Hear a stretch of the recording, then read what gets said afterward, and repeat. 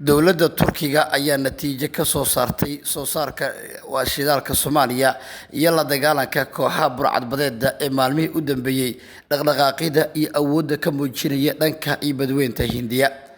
Turkiga waxa uu si toos ah u sheegay in markii maraakiibtooda dagaalka ay u direen dhanka Soomaaliya in ay waayeen dhammaan waxyaabihii raadadka ah ee muujinayay awood soo laabashada kooxaha burcadbadeeda, balse waxay tilmaameen in wadamo fara badan oo reer galbeedka oo doonaya inay carqaladeeyaan in la soo saaro shidaalka Soomaaliya in ay sameeyeen dhaqdhaqaaqyo guud oo ay ku curyaamin karaan hadafkaasi guud ay leeyihiin si meesha looga saaro isku day walba oo Soomaaliya ay ku xaqiijin karto guusheeda ku aadan in badroolkeeda ay la soo baxday.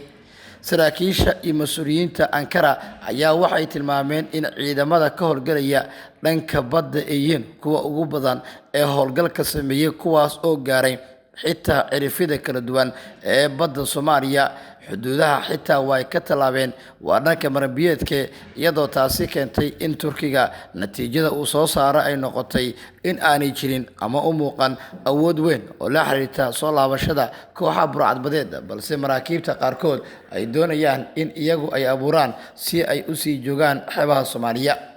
Midowga Yurub ayaa waxa uu howlgalka midowgaasi ee ka socda xeebaha Soomaaliya uu ku soo biiriyay 2 markab oo kuwa dagaalka, kuwaas oo la sheegay in loogu talagalay la dagaalanka burcadbadeeda, balse Turkiga ayaa si toos ah u sheegay in xilliga la joogo arrintaas aanay sida ahayn, balse la doonayo in lagu ogaado ama laga hortago qorshaha guud ee shidaalka Soomaaliya lagu soo saarayo sida ay xaqiijiyeen mas'uuliyiinta kala duwan. Saraakiil iyo mas'uuliyiin ka tirsan ciidamada gaarka ee Turkiga ee howlgallada dhanka burcadbadeeda ka dhanka fuliya ayaa waxay si toos ah u sheegeen in labadii isku day ugu dambeeyay ay dib u daabasho ay ku sameeyeen ay ku ogaadeen in kooxahaasi awoodooda aanay dhameen in maraakiibta ay soo qabtaan, waxaana ay sheegeen in dowladaha Soomaaliya iyo Turkiga uu ka dhaxeeyo cilaaqaad ama xiriir weyn oo arrintaasi la xiriira si loo ogaado dhaqdhaqaaqaas iyo hadafka guud ee laga leeyahay.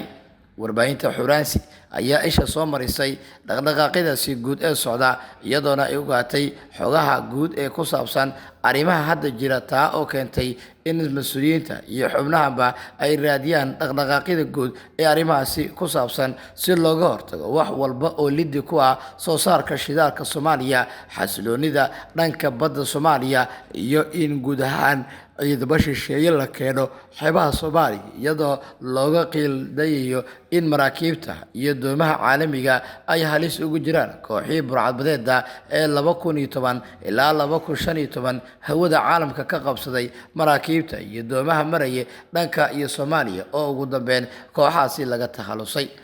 Mas'uuliyiinta dowladda federaalka Soomaaliya ee dhanka ciidanka badda ayaa qudhoodu waxay sheegeen in maraakiibta Turkiga ay gaaf wareegaan goobaha laga helo ceelasha shidaalka Soomaaliya si looga hortago halis walba oo ceelashaas ay wajihi karaan, maadaama ay jiraan dowlado dhowr ah oo aanay doonayn in la soo saaro kheyraadka dabiiciga ee Soomaaliya si ay ugu nacfasato, sida ay sheegeen mas'uuliyiin kala duwan oo Soomaaliya iyo Turkiga ah. Ilowaraadidan waxay dhanka kale warbaahinta Xuuraansi u sheegeen in maalmihii u dambeeyay kulamo gaargaar ay yeelanayeen saraakiil ka tirsan ciidanka badda Turkiga iyo Soomaaliya, kuwaas oo ka arrinsanayay qaabka amni ahaan loo adkeyn karo garoonka weyn ee diyaaradaha ee loo dhisayo Soomaaliya, sidoo kalena diiradda la saaro qaabkii ceelasha shidaalkaasi Soomaaliya marka la soo saaro meelihii lagu sifeyn lahaa, maadaama loo baahan yahay meel xeeb ah oo dadka ka fog si aanay cudurro ugu qaadin, sidoo kalena maraakiibta iyo doomaha qaadaya shidaalkaasina ay u helaan marin ku habboon in la calaamadeeyay goobo ilaa haatan aanay si rasmi ah dowladaha Soomaaliya iyo Turkiga u shaacin, laakiin ay isku raaceen.